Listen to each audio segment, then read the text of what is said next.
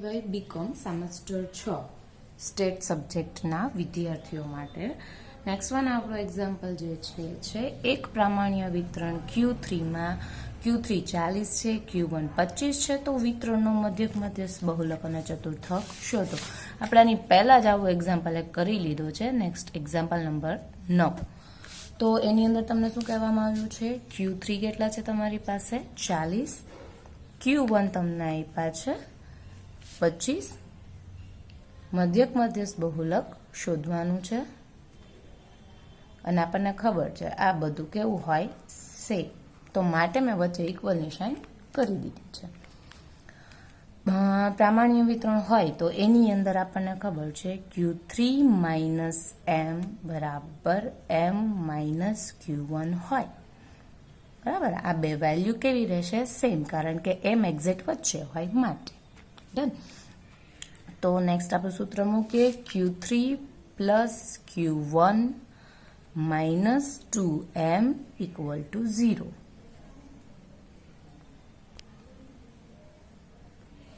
શું કર્યું? તો કે Q1 આ બાજુ માઇનસ છે, આ બાજુ એ તો પ્લસ, એટલે Q3 એની જગ્યાએ Q1 માઇનસમાંથી પ્લસ થઈ ગયા. M આ તો હતા જ એના, આ M ને આ બાજુ લઈ લીધા એટલે 1 ને 1 2M થઈ ગયા, પણ એ માઇનસની સાથે સાઇન લઈને આવ્યો એટલે 2M, અને એને ઇક્વલ ટુ શું લખી દીધા? 0 લખી દીધા. હવે 0 ને દૂર કરી આપણે લોપવાળી જે રીત કરવી હોય એમ લખવું હોય તો આપણે આમાંય લખી શકીએ. ડન. Q3 ની વેલ્યુ કેટલી છે? 40. Q1 ની વેલ્યુ કેટલી છે? 25, અને બરાબર કેટલા છે? 2M. તો બંનેનો આન્સર કેટલો આવ્યો? 65. ડાયરેક્ટ કરી નાખું છું, 65 ડિવિઝનમાં 2 એટલે M. તો માટે Mની જે વેલ્યુ જે છે એ કેટલી આવી? 32.5. મધ્યસ્થ આવી ગયો એટલે X બાર ને Z ને M બધા કેવા રહેશે? સરખા. તો બધાનો જ આન્સર X બાર, M અને Z બધાની વેલ્યુ કેટલી થઈ? 32.5. આપણે મધ્યક મધ્યસ્થ બહુલક શોધવાનો તો એ શોધાઈ ગયો. સાથે સાથે આપણને કીધું છે ચતુર્થક વિચલન શોધો. તો ચતુર્થક વિચલન જે છે એનું સૂત્ર શું છે? ચતુર્થક વિચલન બરાબર Q3 માઇનસ Q1 ના છેદમાં 2. તો Q3 કેટલા છે? 40 માઇનસ 25 છેદમાં 2 એટલે 7.5. ડન. પેલા ફટાફટ લખી લો.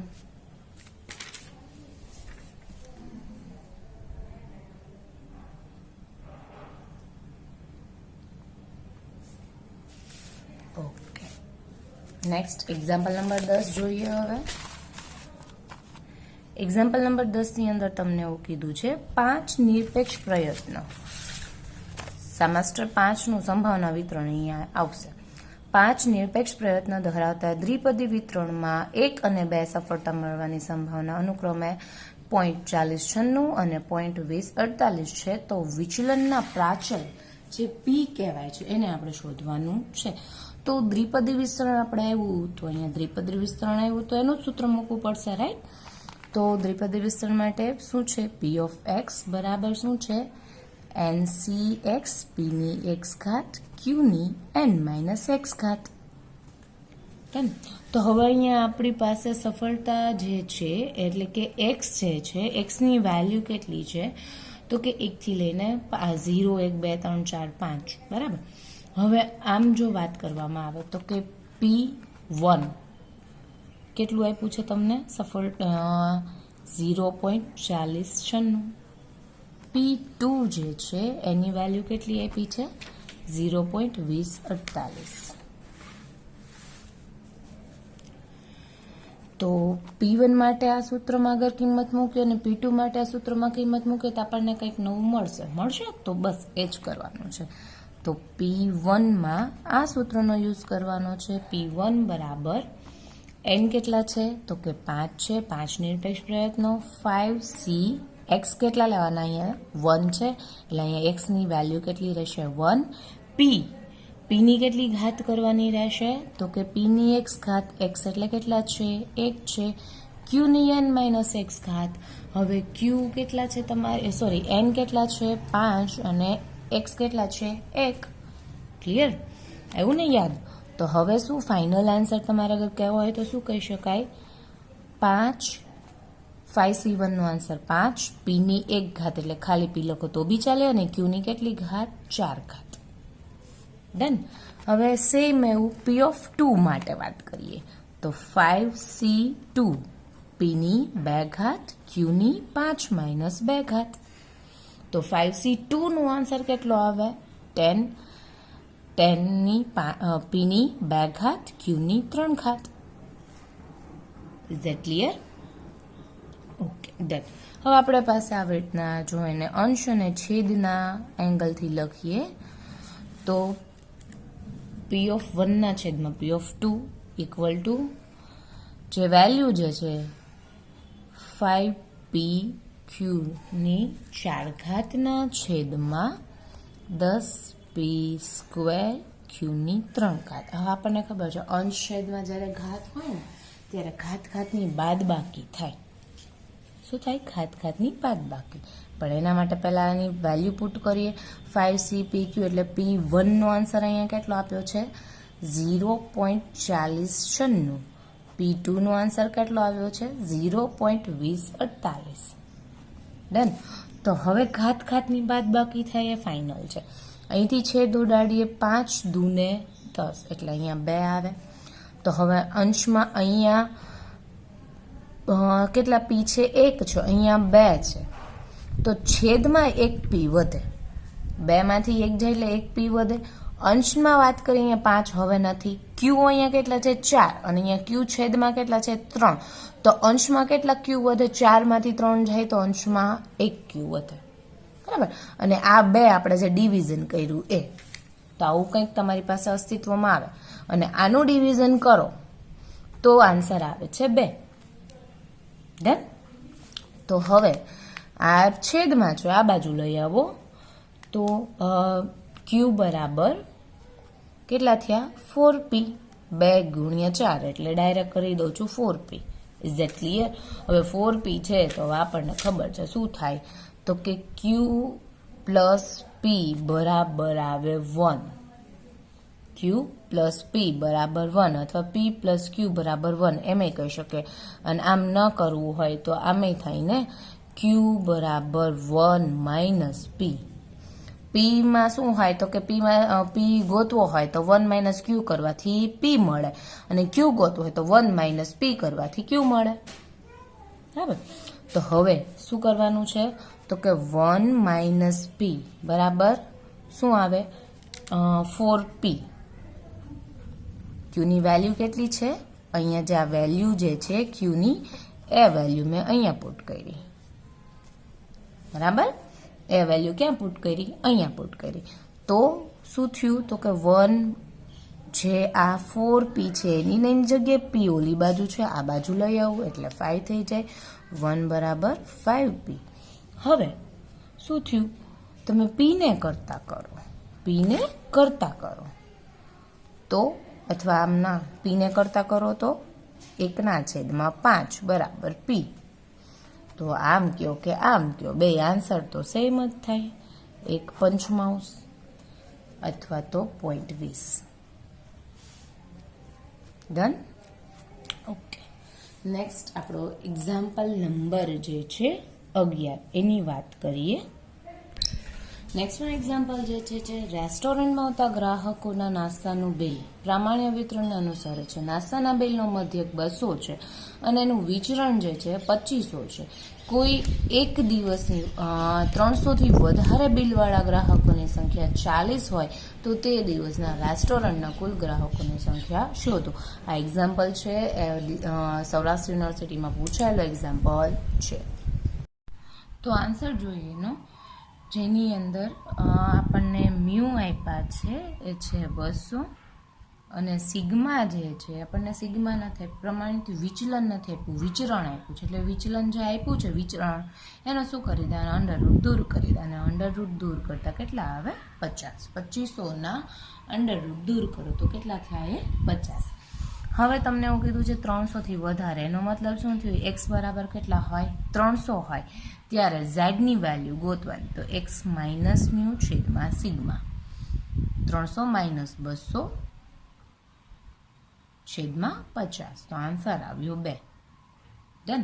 આપણી પાસે એન નથી, કેટલા ગ્રાહકો હતા ને એ શોધવાનું છે. ક્લિયર? તો હવે એન નથી તો અહીંયા ધારણા કરવી પડે. તો કે ધારો કે ગ્રાહકોની સંખ્યા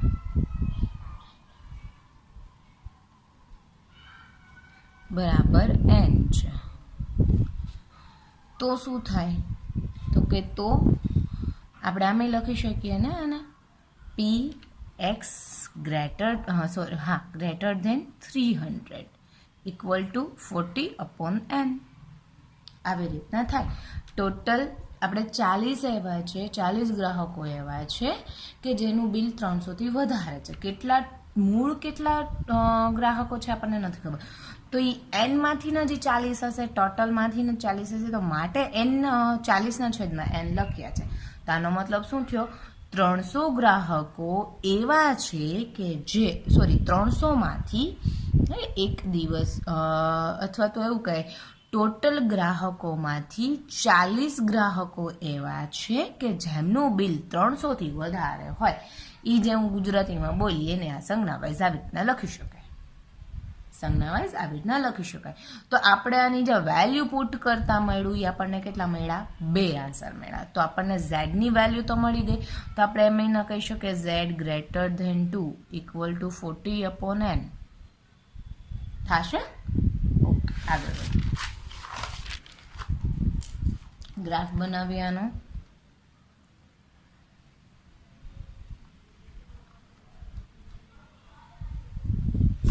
એક્ઝામની અંદર ગ્રાફ બનાવશો તો જ આઈડિયા આવશે. ગ્રાફ અહીંયા ઇન ડિફોલ્ટ કયો કે બાય ડિફોલ્ટ કયો કમ્પલસરી બનશે.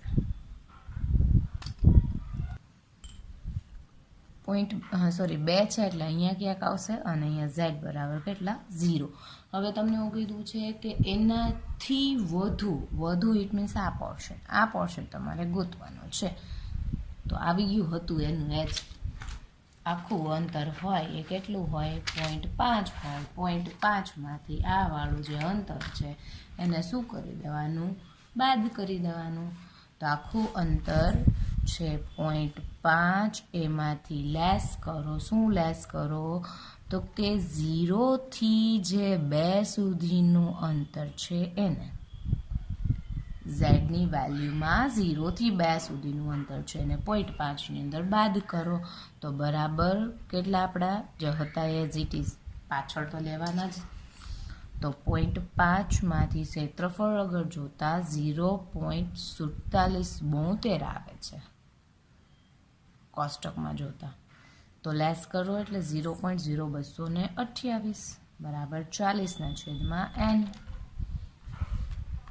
એનને કરતા બનાવો તો અહીંયા ભાગાકારમાં છે, અહીંયા ગુણાકારમાં છે, ના અહીંયા ગુણાકારમાં છે, અહીંયા ભાગાકારમાં આવી જાય. 40ના છેદમાં 0.0228. તો એનની વેલ્યુ આવી 1754.385. તો હવે આમ તો હોય નહીં, તો શું કરી દેવાના?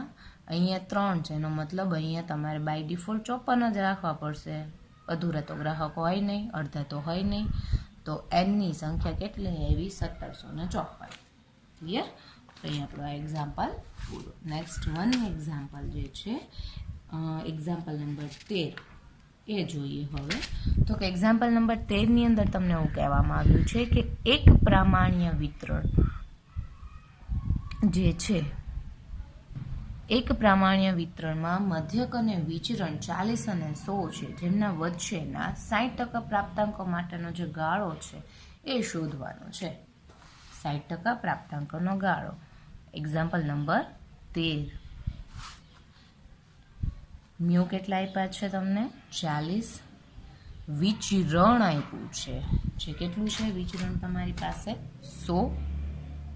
તો વિચરણમાંથી વિચલન જોતું હોય તો કેટલા કરી દેવાના? 10. અંડર રૂટ કરી નાખવાનું એટલે તમને વિચલન મળે. ક્લિયર?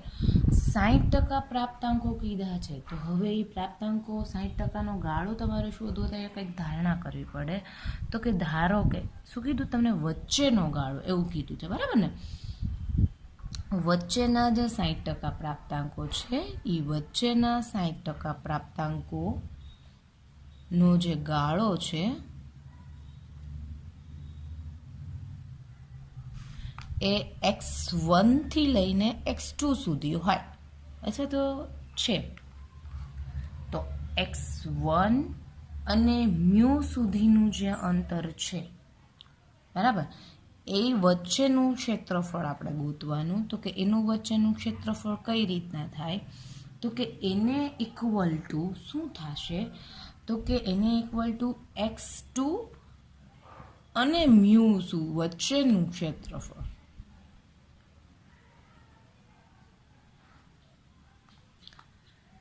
x1 થી લઈને મ્યુ સુધી મ્યુ વચ્ચે આવે અને x2 થી લઈને મ્યુ સુધીનું ક્ષેત્રફળ બંને કેવું હશે, ઇક્વલ ઇક્વલ. એટલે 60% છે, એટલે બંને બાજુ 30-30 એવું આપણે કેવું હોય તો કહી શકીએ, એક્ઝેક્ટલી વચ્ચે આવે, બરાબર ને, થાય ને. તો ટોટલ આપણે 60% છે. 60%ને તમારે પહેલામાં કન્વર્ટ કરવા હોય તો શું કરો તમે, 60 ડિવિઝનમાં 100 કરો તો એ તમને એની જે વેલ્યુ જે છે એ પર્સન્ટેજ જે છે એ દૂર થતા જણાશે, બરાબર.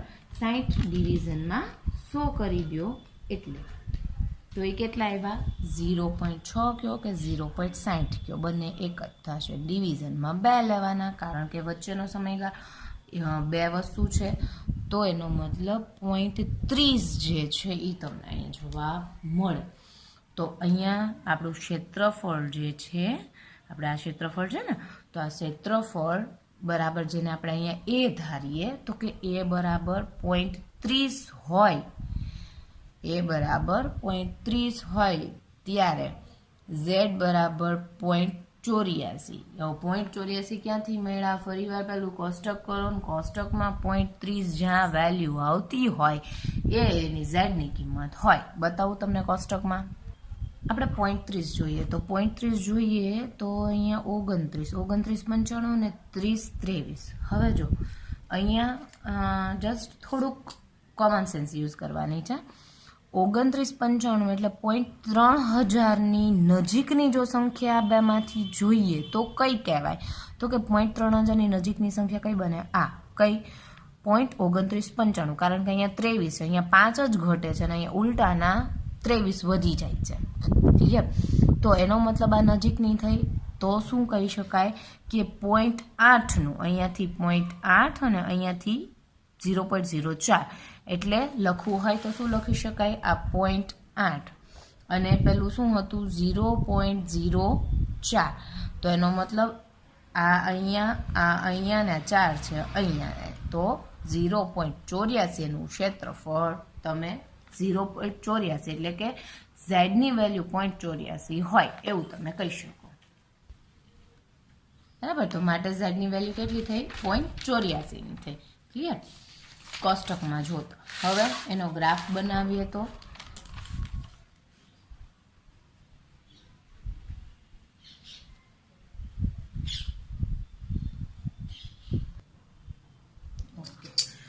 ઝેડ એક્ઝેક્ટ એની વચ્ચે અને જેની એક્ઝેક્ટ વચ્ચેના આપણે પ્રાપ્તાંકો કીધા અને એની અંદર આપણે 60ના 2 ડિવાઈડ કર્યા, જે શું છે 0.30.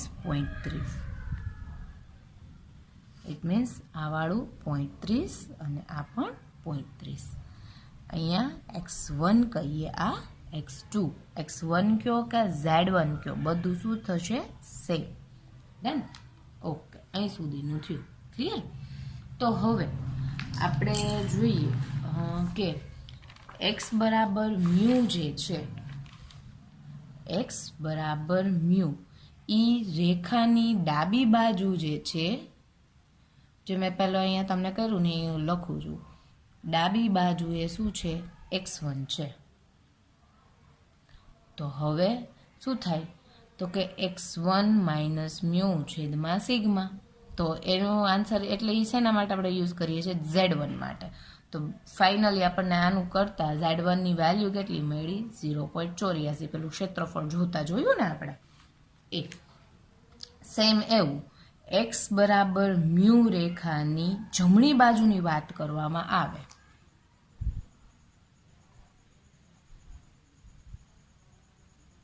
x2 છે, રાઈટ. તો તેથી શું થાય, તો કે x2 માઇનસ મ્યુ છેદમાં સિગ્મા, તો z2 બરાબર 0.84. ઇટ મીન્સ આ વાળું 0.84 છે અને આ વાળું 0.84. શું કામ? કેમ કે બંને 0.30 છે, સેમ છે માટે. Is that clear? આગળ વધીએ. આપણું સૂત્ર આવું છે, Z1 આ બાજુ લખો કે આ બાજુ લખો, ફેર તો કશો પડવાનો છે નહીં, રાઈટ? તો હવે જે છે એની વેલ્યુ પુટ કરો. x1 as it is, mu કેટલા છે? 40 છે. સિગ્મા કેટલા છે? તમારી પાસે 10 છે. અને Z1 ની વેલ્યુ કેટલા એવી? -0.84. ક્લિયર? તો હવે x1 ને અગર કરતા રાખીએ તો x1 એમનેમ કરતામાં રહી તો કે 40 આ ભાગાકારમાં છે, આ બાજુ વયા જાય તો ક્યાં વયા જાય? ગુણાકારમાં વયા જાય. 40 જે છે તો હું ડાયરેક્ટ એનું સાદું રૂપ આપી દઉં.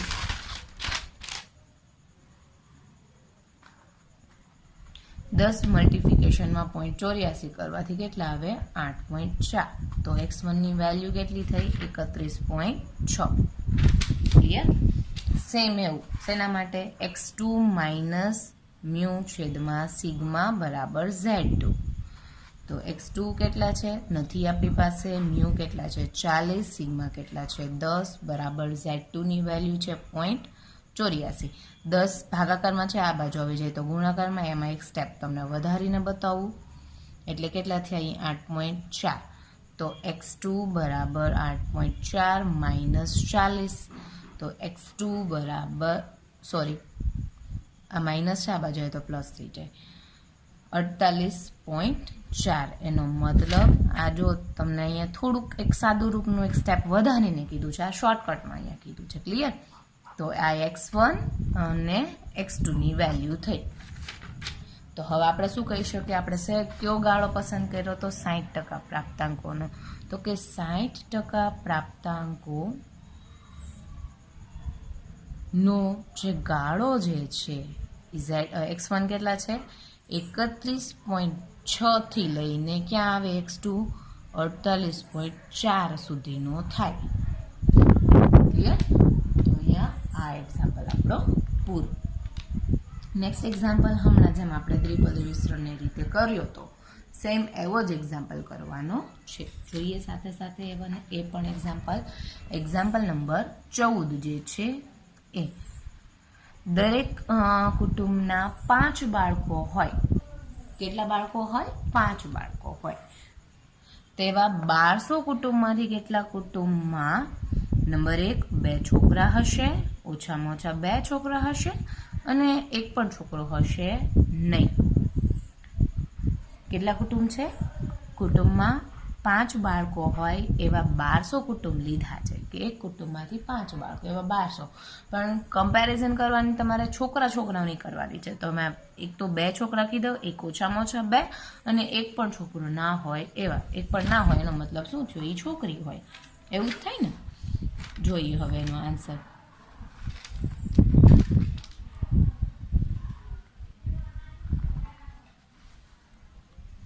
કુટુંબમાં છોકરાઓની જે સંખ્યા જે છે એ શું થયું? આપણું દ્વિપદી યાદચ્છિક ચલ થયું. બરાબર?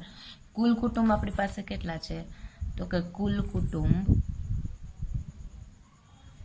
એટલે કે કુલ આવૃત્તિ કયો એ કેટલી થઈ? 1200 કુટુંબ છે માટે. બરાબર? n કેટલા છે? 5 નું તમે લીધું છે એટલે n 5. હવે છોકરો હોય એની સમજો જસ્ટ તમને બાળકો કીધા 5 બાળકો. 5 બાળકોમાં છોકરાએ હોય અને છોકરીઓ પણ હોય ને? તો p એ આપણે કોને ધારીએ? તો કે p જે છે એ છોકરા હોય કુટુંબમાં એની સંભાવના. તો p છોકરા હોય તો q એનો મતલબ શું થયો? છોકરી હોય. હવે આપણને ખબર છે સિક્કામાં કેમ 1/3 સંભાવના હોય તો સેમ અહીં એવું જ કંઈક હોય ને? તો એનો મતલબ p બરાબર 1/3 સંભાવના થઈ ને q બરાબર 1/3 સંભાવના થઈ. Is that clear? સૂત્ર છે આપણું શું છે? p of x equal to ncx p ની x ઘાત q ની n - x ઘાત. તો હવે n કેટલા છે આપણી પાસે? 5. c as it is x હજુ આપણી પાસે છે નહીં.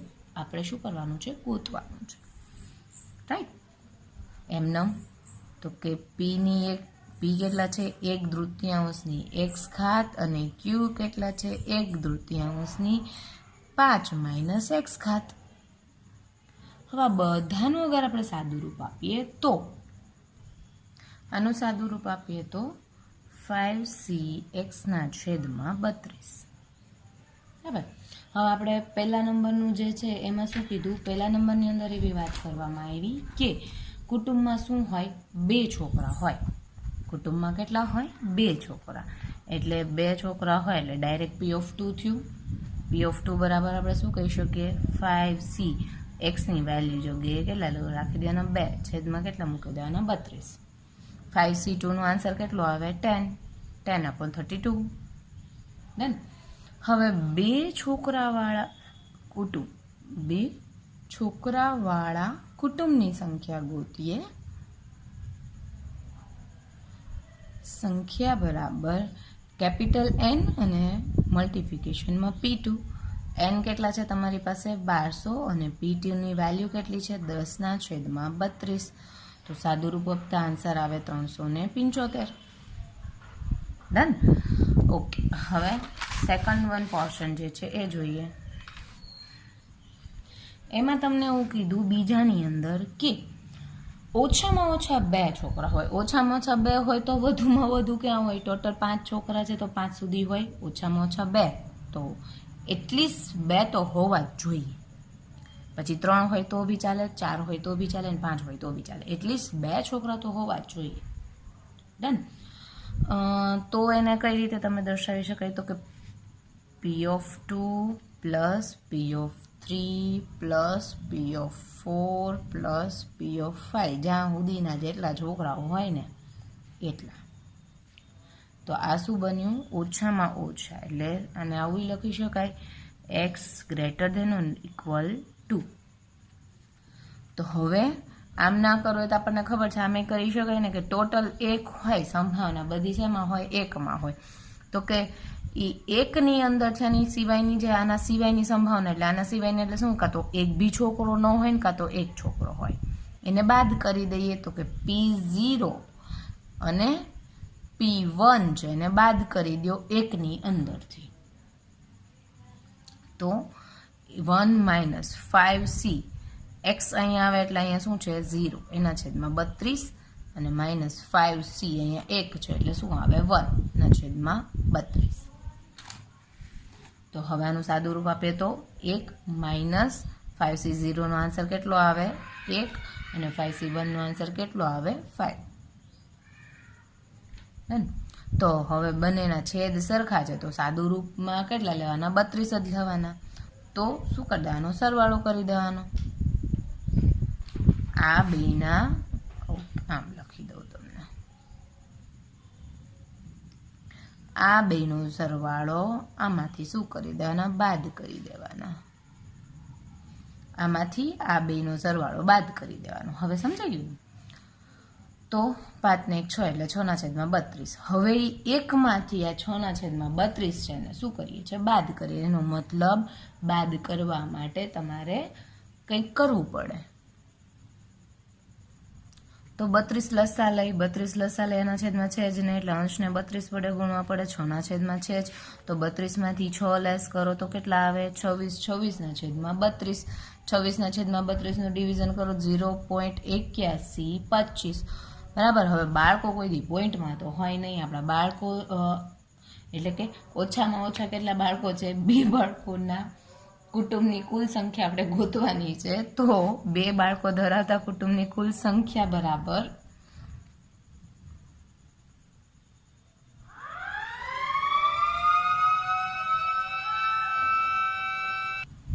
તેને સંજ્ઞામાં આવી રીતના દર્શાવાય. n કેટલા છે તમારી પાસે તો કે 1200 છે.